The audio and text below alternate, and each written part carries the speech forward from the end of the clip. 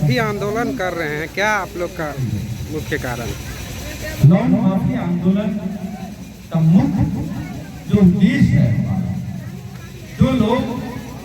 Loan और किस्ती अदा करने में सक्षम नहीं है, ऋण लिए हैं लेकिन ऋण की राशि सहित ब्याज की राशि चुकाने में असक्षम और समर्थ, लाचार और बेबस है, ऐसे लोगों का सरकार लोन माफ करे,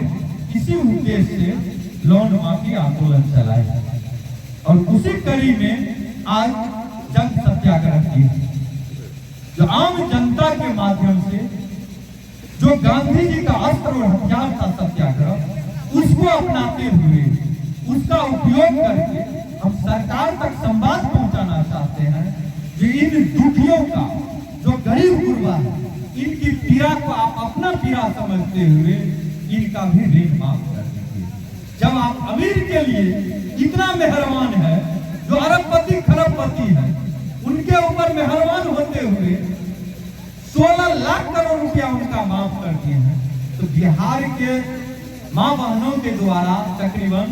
8,500 करोड़ रुपया ही केवल लोन है तकरीबन,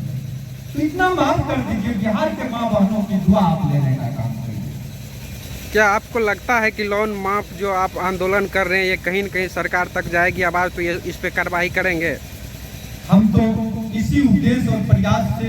यह अभियान चला रहे हैं। जितना भी कार्यक्रम करते हैं उस कार्यक्रम का हम मांग पत्र माननीय मुख्यमंत्री महोदय को, माननीय प्रधानमंत्री महोदय को, महामहिम राष्ट्रपति महोदय को, महामहिम राज्यपाल महोदय बिहार को, आरबीआई को भी लिखते हैं, और भी जो आला अधिकारी है, हमारे गृह मंत्री महोदय भारत सरकार, वित्त मंत्री महोदय भारत सरकार, और इन माँ बहनों की, किसान की, मजदूर की, बेरोजगारों की, गरीबों की पीड़ा उन तक साझा करने का काम करते हैं। जो हमें यह विश्वास है जो सरकार की नजर जरूर आज नकल पड़ेगी, और जिस दिन पड़ेगी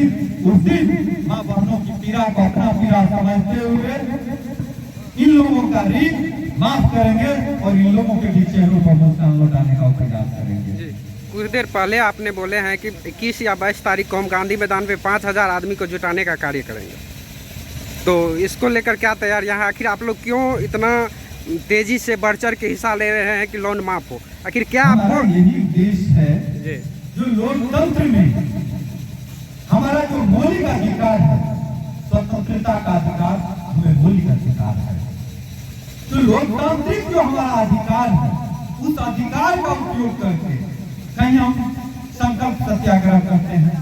आज जन सत्याग्रह है, कहीं संकल्प सभा करते हैं। जो लोकतंत्र का अर्थ है धरना, प्रदर्शन, सत्याग्रह, अनशन, इन अस्त्रों का उपयोग करके जिला प्रशासन के माध्यम से सरकार तक हम संवाद पहुंचाना चाहते हैं। सरकार के दिल और दिमाग में गरीबों के पीड़ा को डालना चाहते हैं। जब वहां तक पहुंचेगी तभी वो उस पर विचार करेगी। तो 22 तारीख को यानी 22 अप्रैल को हमने स्पष्ट तौर पर, क्योंकि 24 अप्रैल को हमारे भारत के प्रधानमंत्री महोदय मधुबनी आ रहे हैं, इसलिए 22 तारीख को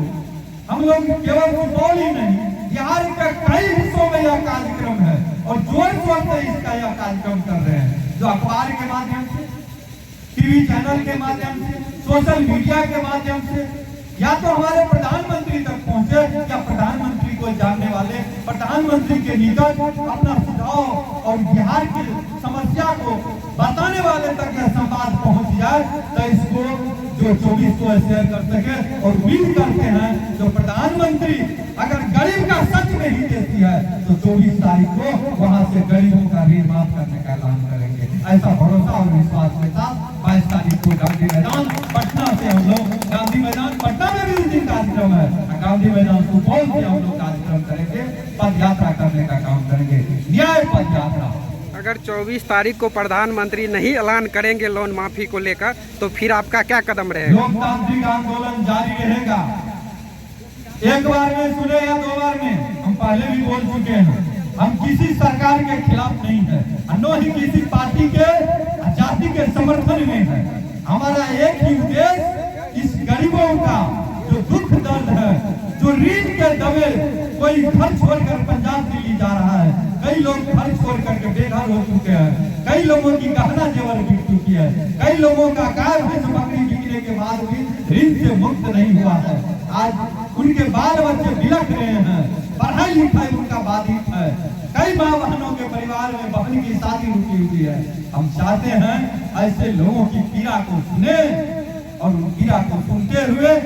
गरीबों का, किसानों का, मजदूर का, महिलाओं का ग्रुप लोन, बेरोजगार युवाओं का शिक्षा ऋण, छात्रों का शिक्षा ऋण, बेरोजगार के और गरीब के 5 लाख से नीचे के तमाम प्रकार के ऋण को सरकार माफ करे। जब तक सरकार माफ नहीं करेगी तब तक लोन माफी आंदोलन जारी रहेगा।